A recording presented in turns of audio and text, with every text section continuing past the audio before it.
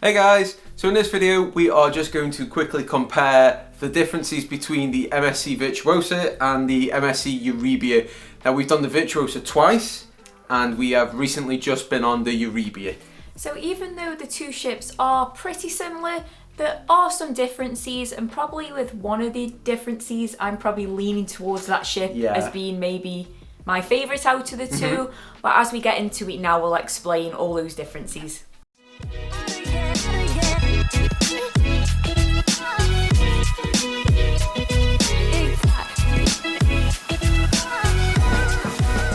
So both ships are part of the Meraviglia Plus class of ships. So I also believe the MSC Grandiosa is part of that class as well, but we haven't been on the Grandiosa, so we've only done the Virtuosa and the Euribia, because I think it was the Grandiosa first, followed by the Virtuosa. That started sailing in May 2021, and then the Euribia was June 2023. So there's about a couple of years between the Virtuosa and Euribia. I wonder if they've used that couple of years to make these changes, like see what worked and what didn't work on the older ships. Maybe, yeah. But was there enough changes that they made? You'll see, you'll find out. But no, both ships hold roughly 6,300 passengers. Now, the Virtuosa holds 6,334 and the Euribia holds 6,327. So there's 7 less passengers. Don't think you're going to notice that. But there's 7 more crew members. So if you like the nerdy ratio stuff, there is a crew per passenger ratio of 3.72 on the Virtuosa and 3.7 on the Euribia. Isn't 7 like a funny number? Yeah. I wonder if you'd noticed, if you have been on both ships and they've been pretty full, have you noticed those 7 extra crew members? I probably wouldn't, but the one thing you would notice first time you see the ship is that the Euribia's got all the artwork on the outside of it, on the hull, which the Virtuosa doesn't. Now, if you watched our ship tour, Stacey did point this out, that they had a competition. Yeah, so if you go on the Euribia, by the way, I don't think this is going to impact your cruise experience, but if your cruise ship is in a port somewhere and you're taking them photos and it's in the beautiful fjords, it does look nice when the Euribia's got the artwork on. But yeah, I believe it's outside the gym. Is it deck 18 or 16? Yeah, one of them two. On the Euribia, Might be 16. Yeah, I can't remember which one it was. There was 6 designs. There was either 5 or 6 designs of where artists have drawn the outside of the ship, and then obviously they've gone with the winner. His design went on the outside of the ship, but it's got all the 5 artists drawing there. And if you're into your art and things like that, it's worth going and have a look, because we were looking at the one it's actually, there was some good ones. I bet it was hard for them to choose. But it does make the ship, looking at it now, I didn't realise till you said. Don't know, you miss it really. The Virtuosa didn't have anything on the outside, and I thought, it's not till you've shown me the pictures recently, and I thought, it does look nicer with the Euribia. I think you were more bothered about just getting on board and going the buffet. That's right. So the one big change you will notice is the Carousel Lounge.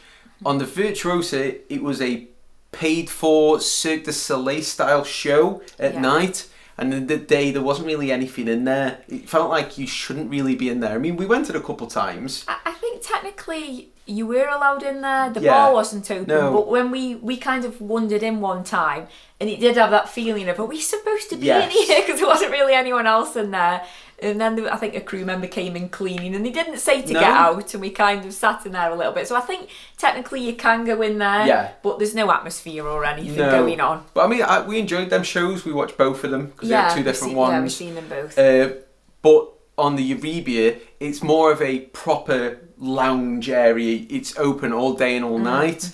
It's got like a bar service all day and night. Yeah, they do bar service. They got food included in that as well. Little nibbles. I said they were like tapasy style nibbles. Yeah, we never actually had any. No. We were meaning to and never got round to it. Too much pizza in the buffet. But they got a pool table in there. They had some TVs and big settees and like a nice cosy fireplace. In the Virtuosa, the stage was in the middle kind of thing, and then here it was at the back, but there was more seating at the back.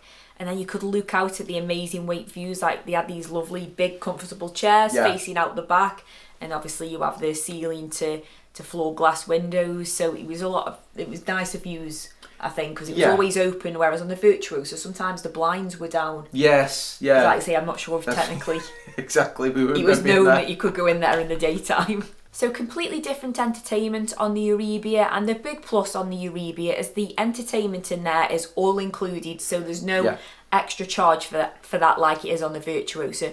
And also the style of entertainment is different. It's no longer the Cirque du Soleil style show. It's either like a 12 or 15 orchestra piece a big band. Yeah, there was it was called the Big Bang Orchestra, and they were absolutely amazing, really good. And you do have to get in there early because it does get very busy. There's 2 shows a night. Yeah, there's about 2 shows a night, but you don't need to pre-book. But yeah, really amazing entertainment in there, and it's really good that they've now changed that to included. Yeah, it's good. They've got 2 singers with them as well, haven't they? Yeah. And they do different. I think when we were on there, they did like a rock night, movie night. Yeah. So there's always different nights each time, and then also either side there's like 2 terraces outside.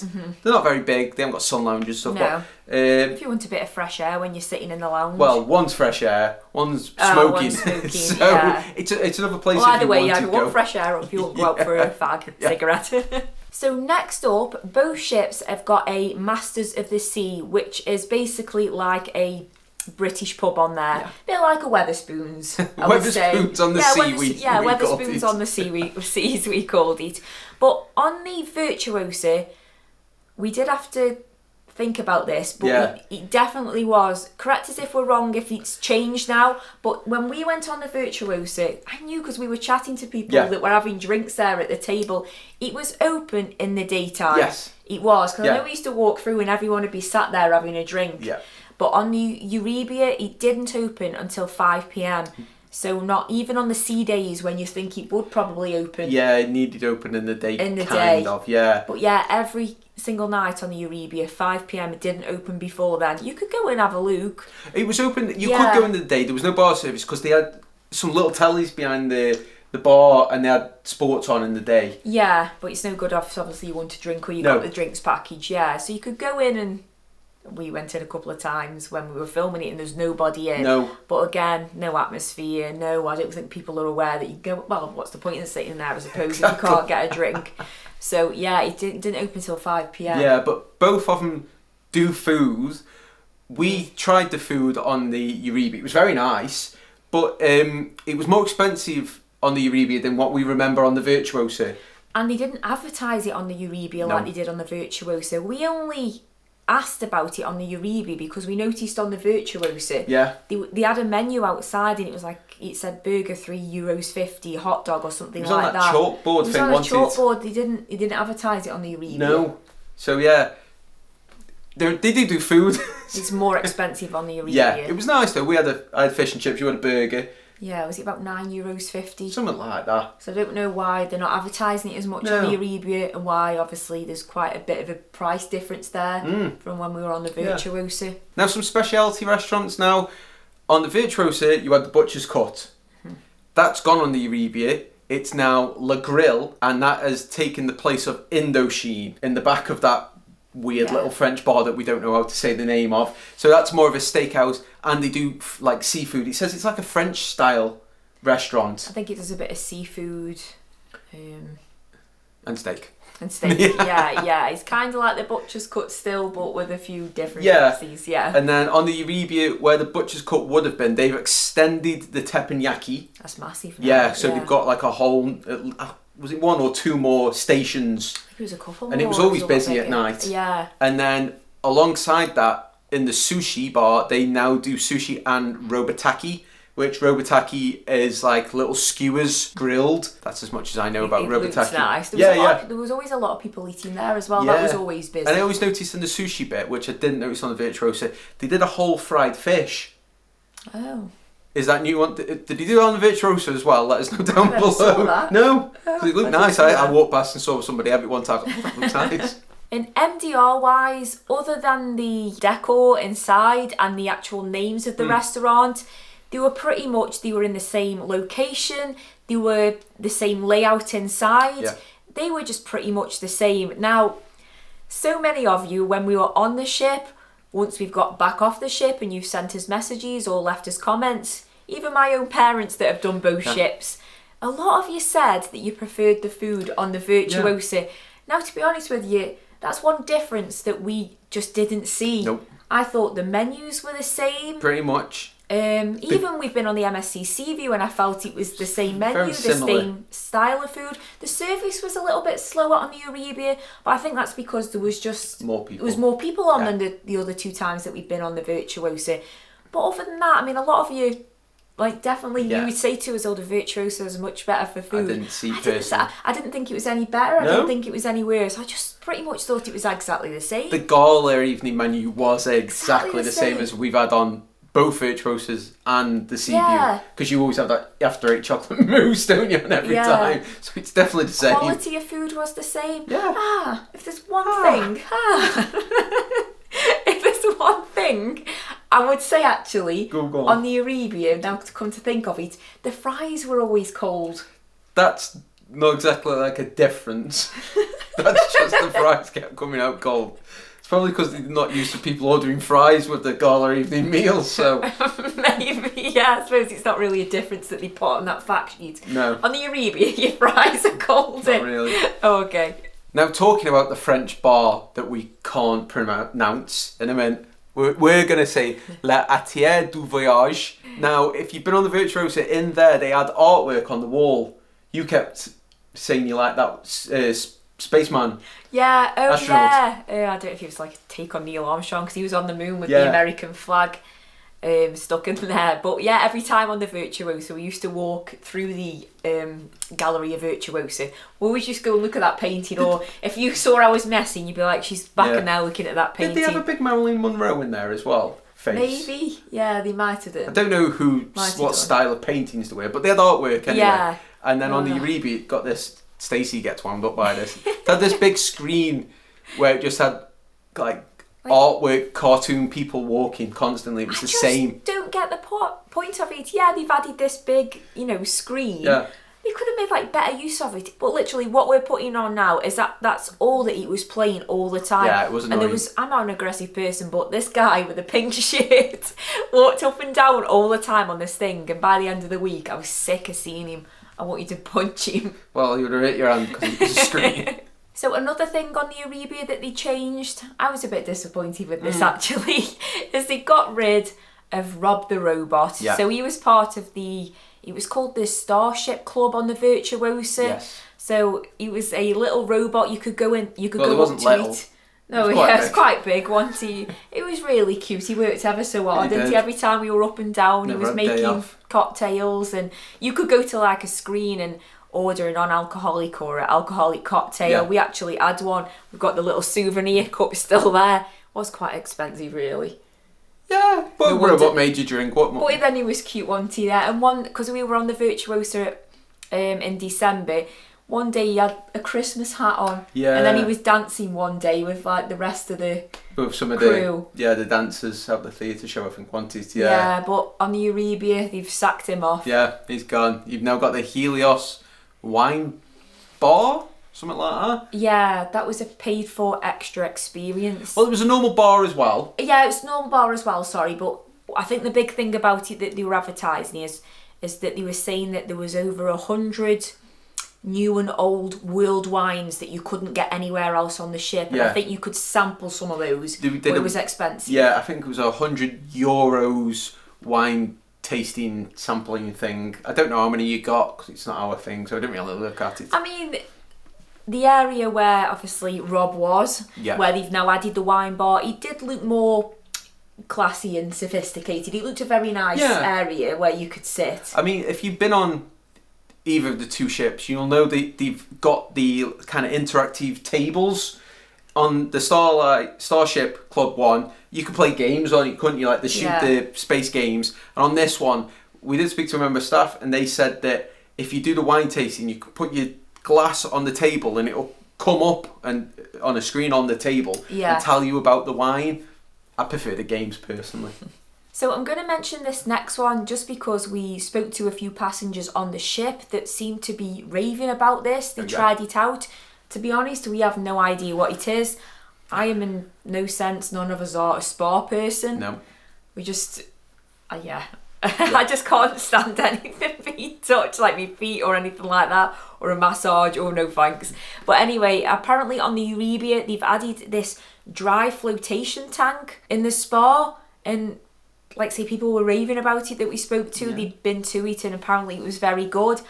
I've no idea what it even does, but if you're into your spa treatments and things like that, it's obviously they were raving about it. So whether it's, I don't know, they were raving about it like it made you 20 years younger or something, or I don't know. Another thing they changed between the Virtuosa and the Euribia is in the like where the bowling is, that area. On the Virtuosa they had a VR experience where you put like a vest on and had a gun and you were shooting stuff with VR headset on. And on the Euribia, that's now a VR driving simulator kind of game. Other than that, that area is pretty much the same. I think they've probably changed a couple of the arcade games, but I can't remember what was on either. There was no difference, was it? The only thing outside activity-wise on the ship, the water slides, I think, has he got 3? Yes. Yeah, 3 on both ships. Now, they're exactly the same. On the Euribia, they've added lights and things. I didn't go on them, but you did. It wasn't lights. They changed how the light came through the tunnels. Yeah, which made it look like it was lit up, but it wasn't actually lights. On the Virtuosa, in a bulb, changing bulbs and down there. Because on the Virtuosa, I know what I mean. They don't. Because on the Virtuosa, it was just green. So it was a nice little touch that they added here. You went through and you had the coloured swirls and stuff. I'm just laughing because this is us on a daily basis. I think because I know what I mean, that you should know what I mean. And when you don't, I'm like, Rrr. So there are some of the differences that we noticed between the two ships. I can't think of anything else. If you can think of any, let us know in the comments below. I think that's the main ones, really. Could they done with maybe changing some other things up? Yeah, I guess so. Yeah, they could have maybe changed a few things on the Euribia, because they are pretty similar. Yeah. But then I think the Carousel Lounge being that main one made such a huge difference. Yeah, that was what tipped us over to preferring the Euribia more than the Virtuosa. Yeah. Because, like say, at night, there were so many more people in that Carousel Lounge that it freed up space in other parts of the ship. When we went on the Virtuosa, like we said before, it was quieter both times than on the Euribia, yet the Galleria Euribia part didn't feel as busy because it just spreaded people out a bit more, with the option of that lounge in the evenings as well, because it was included, and obviously in the daytime as well, there was always people sitting in there, and it just took away from other areas of the ship, which made it nice. I felt like there was maybe the Sky Lounge wasn't as busy. No, didn't than on the feel Virtuosa, because they were also sitting in the Carousel Lounge, which had the nice views. Yeah. So definitely, obviously, I know both ships do different itineraries as well, so it depends on where they're going. Yeah. But ship-wise, like you say, maybe just tips us, leans us towards Euribia more, because like you said, the Carousel Lounge.